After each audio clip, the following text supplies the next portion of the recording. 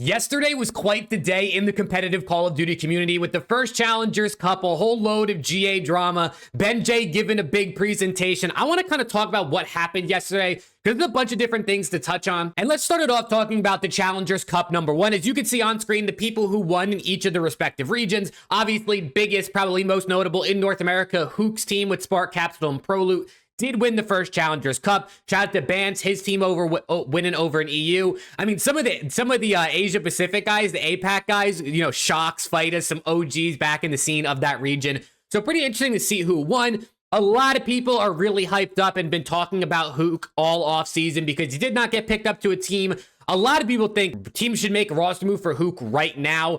I don't see how that's ever going to happen. The season hasn't even started yet. If you made a roster move now, after agreeing to sign players to your org, and then you decide to drop them right before the season starts. I mean, that's one of the scummiest things I think an organization or teammates could do to each other. So I personally don't think who's getting picked up before the season starts, but I could very well see him maybe even getting picked up before the first major if he continues to fry and there's a team really struggling, or even after the first major. But let me know what you think about these Challengers players down below, because first Challengers Cup in the books, and these are some of the players we should look at to potentially get picked up for Major 1. But let's talk a bit about the GA drama that was going on last night, because boy, oh boy, did it pop off. I mean, as you can see on this clip, Rap and OCTANE were getting into it on Zuma's stream. They were calling each other brain dead. OCTANE was basically saying, like, the SOG is really not that good. Why are we GAing things? Scrap was saying, I'm the one who's scrimming and actually playing the game, so like I would know if it works or not, or if it should be GA or not. The main thing that this boils down to is the pros are very GA happy, and a lot of ex-pros and especially viewers like me and you who watch the scene, we want less GAs, right? We want to see more variants. We want to see more things happening in the game that require people to try to figure out new strategies to outplay your opponents, things like that. And they talked more about specifically the snipers, which obviously is like the big thing when it comes to GAs, right? This is the thing that people want to see not GA'd, but the pros seem to GA it pretty much every year, right? Other than a couple here and there. Apparently Scrap says in this clip, Simp is one of the best snipers and he wanted it out. What does that tell you? So right there, from the pros perspective, I do think at least some of them truly believe the snipers are too hard to counter or broken or whatever the case may be. Obviously, from a viewer perspective, we want snipers in, right? Snipers are fun. There's a reason some of the best esports in the world, the best FPS esports, Counter-Strike and Valorant, the snipers, the ops are the big thing in the esport, right? Like having a great op on your team, a player who could pull out that snipe can change the tide of a game, right? Can change the course of a match or of a series. We want to see snipers in Search and Destroy as viewers, and Zuma and OCTANE also want to see snipers in Search and Destroy now as retired pros. And it is quite interesting, right? Because the snipers in this game truly don't feel broken from the perspective of all of us who are on the outside of the pro league, right? When you watch them, they have no attachments. You have sniper glint, so you can see if there's a sniper looking at you. There's insane flinch on the sniper, so if you don't hit your shot before they start shooting at you, you're pretty much either going to die or you're going to have to run away and not really be able to reach out. So with all of those things kind of combined, it sort of makes it interesting as to why the snipers are being GA'd. As you can see kind of here on the bottom of the screen, Zuma has a list, teams that want the snipes GA'd. LAT and FAZE apparently want the snipes GA'd. OPTIC do not want the snipers GA'd. And it's obviously interesting too to think about who has really good snipers on their team, because obviously OPTIC has Dashy, but Scrap's really good with the sniper, Simp's really good with the sniper, Beans is good with the sniper, Skies is good with the sniper. Like a lot of these teams have good sniper players, so it's interesting you think like an LAT or FAZE would want to ban it, even though they have Scrap and Simp on their team. But then even beside all that, you can see here in this message that Envoy dropped in a Twitch chat last night, the CDL mandatory meetings, he's saying only half of the league shows up to, which, I mean, you could see my GIF underneath my reply. I'm not surprised, right? At the end of the day, the pros and like the guys who are like running the league, right? I mean, at this point, the CDL has like, what, 5 to 10 full-time employees.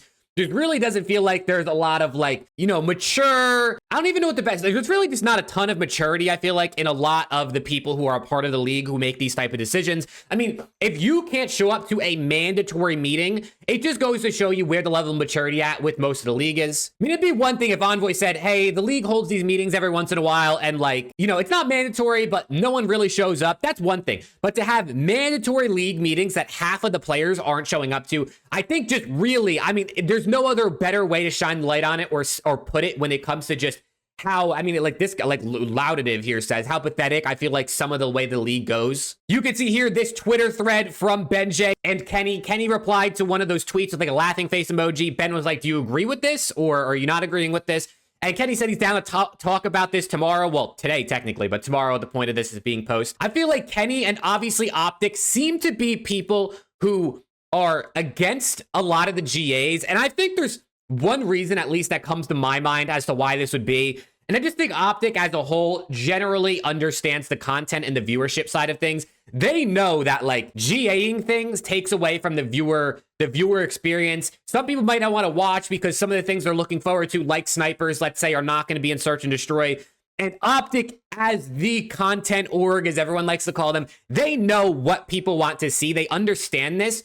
So I feel like that's part of the reason they're probably against a lot of the GAs. Talking even more on the GAs here, I mean, there is a whole thing, right? BenJ made this whole PowerPoint presentation talking about a GA committee and like what they can do to basically make the process more official and make it so like when things get GA'd, they're not just permanently GA'd. There's actually more ongoing discussions, more debates. It's a more active process to essentially have GAs happen rather than it just be like a vote randomly thrown into a Twitter group chat. And basically, a lot of the pros and the people that were hearing this presentation or watching were not really giving Ben the time of day. And also on top of that, a lot of the viewers, like if you just look at Zuma's chat when this type of stuff is going on, it's just Lens, it's just Yap, Jay, NISSIM. It's all they want to say. And listen, I understand it's like a meme, right, to meme on Ben. And I feel bad for the guy because I feel like at some point it's probably got to get annoying. But like what Ben is proposing is so good for the scene. The problem is the players and the viewer base generally are so immature and lack like the